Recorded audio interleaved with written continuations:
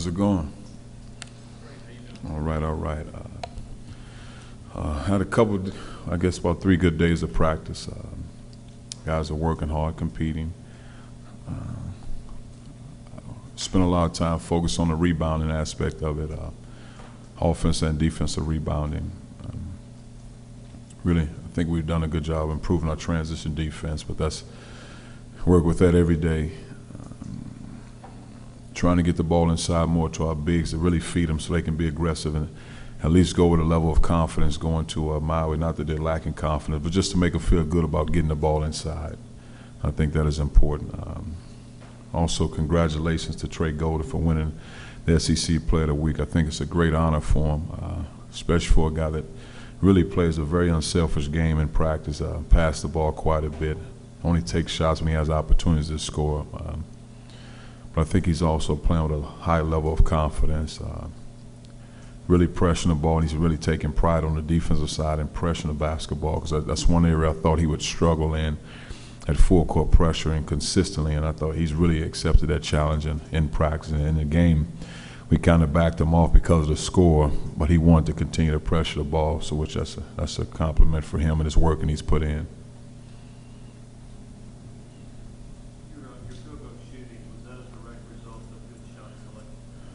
I think it's a combination of, hitting wide open shots. When you go back and watch the film, probably had about 5 shots when I calculated. I would say weren't great shots. But, once again, as a player, you feel it, you shoot the ball. And I'm not taking guys out for bad shots. But also, I thought it was a case of guys did a good job of penetrating, getting in the lane and pitching. And I thought Trey did a tremendous job in transition of finding guys. Because when he's pushing in transition, he's already a tough guy to defend while he's coming in transition. But to be able to find those shooters on the wings, I thought he did a good job with that. You guys are leaving tomorrow for Maui, right? Leaving Thursday, yes. Tomorrow, obviously, it's going to be a good trip. You guys are going to Hawaii, playing, first real showcase of your team and your program. Is it hard to kind of maybe focus on this game tomorrow night and kind of just focus right now? No, not at all. Not at all. Every game for me, and I pray that I say this as long as I'm coaching, every game is important to me, because you can't take them for granted. I was just watching the game, West Virginia and Kent State. It's tough. So you can't walk in a game situations thinking 2 or 3 games ahead. The most important game for us is tomorrow, and we have to do everything in our power to win that game. You looked ahead much towards the field, too? Not at all. Now, the assistant coaches, each guy rotates in the scouting report and the scouting assignment, so those guys are watching the games because that's what they do.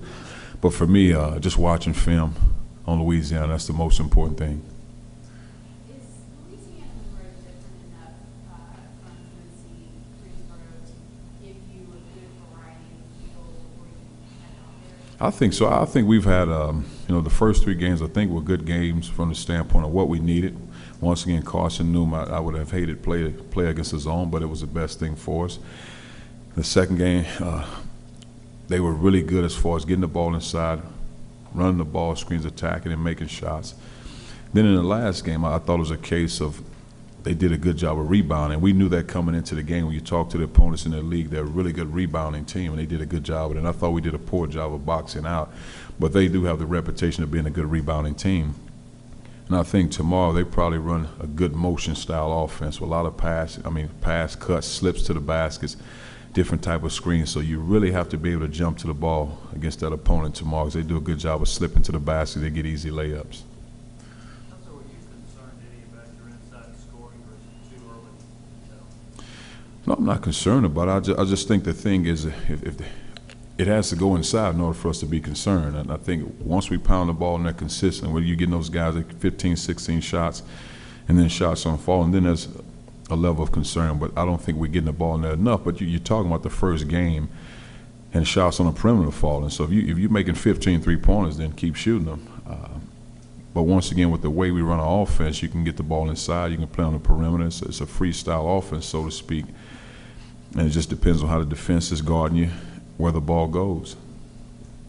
Chris, weight loss, is this something that you had talked about before, and was it always that you wanted to Well, I think it was more him making a commitment, trying to be a great player more than anything, and those are some of the things that are required. And I like to think maybe Tobias has something to do with it as well. Those guys are friends. Just from the standpoint, Tobias had to transform his body to get ready to play in the NBA. So now you see how his body looks, the things he had to do, changing his diet somewhat. And, those guys being great friends and roommates. And Tobias kind of helped him along with that. But I just think when you want to be a great player, there's things you have to do and there's sacrifices you have to make in order to get where you're trying to go. And I think he's made that commitment. Well, I think for me it's just really it wasn't a necessary weight you need to be. It was more or less how he eats and taking care of his body and condition his body to be able to play extended minutes. So, we try to condition our guys to play 40 minutes, whether they play 40 minutes or 5 minutes, and I think that's the biggest key. But it's not necessarily an exact weight he needs to be at, because I think every year he'll get bigger and stronger. It's just a matter of him maintaining and able to play with that weight.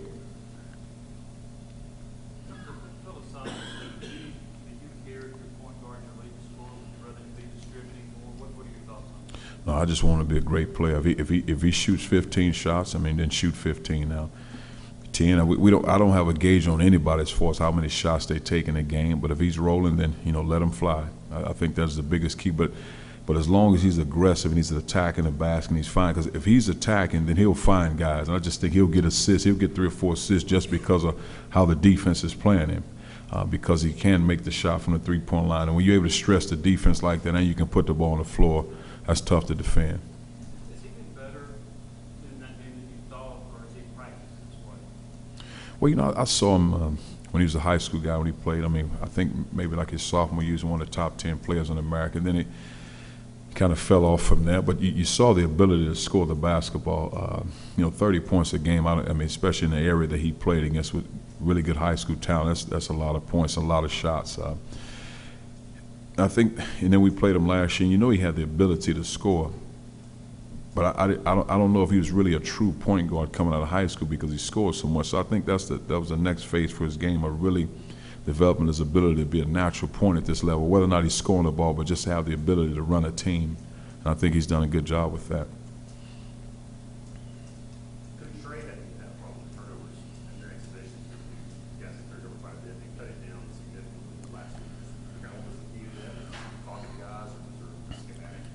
Well, I think with exhibition games, you're playing a lot of guys. They're trying to get a feel for playing with each other. Because the one thing we do, we change our lineups every day in practice. And it's somewhat wild and physical in practice, a lot of fouling going on. So now you have to make the adjustments where teams aren't fouling you like that in game situations. But also just really taking care of the ball and stuff that we preach all the time. Just jump stop, being under control. Not out of control when you penetrate to the basket. With 2 guys on you, just hit the first open man. Don't try to split a defense. Just simple things like that. And just, I think it simplifies things for our guys to make the simple play. And I'm okay with that. If 2 guys on you, somebody's open, pass the ball. Will you change it? You say you change the teams every day. At some point, will you keep them the same to develop continuity? Oh, never. We've never done that. We didn't do it when I was at Purdue. We never did it at Missouri State, because what happens is rarely after the game starts, maybe the first 5 minutes, and then probably the first 5 minutes of the second half, do you have the same 5. And it changes throughout the course of the game. So our guys have to play with everybody. I think the biggest key is just you like to have 2 guys at each position more than anything, and really 5 perimeter guys for us and 4 interior guys. Now we change it up every day except for game time. Pretty much settle on that rotation and 5 perimeter and 1 inside of that. We hope so, but it's still early in the season. What do you know about those animals? A good motion offensive team. Like I said, a lot of passing and cutting through, getting in the lane. They slice off when they throw the ball inside. They like to slice off their big guy to get easy layups. I think they made 9 for 18 and 9 for 19 from 3 last night against Indiana State. So have the ability to make shots from the perimeter. But they're more a perimeter team. They really run in transition as well.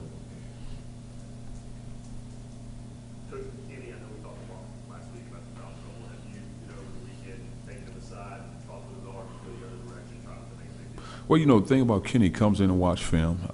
He does a good job with that, and he listens in practice. I try not to put a lot of weight on it because once again it's early in the season, and just to let him play, because unfortunately guys read a lot. They read the blogs, they read the internet. So now all of a sudden I don't want that to be a big conversation about, because he hadn't had a lot of touches. due to foul trouble and the ball not really going inside. But you're talking about one game with 15 3-point shots made.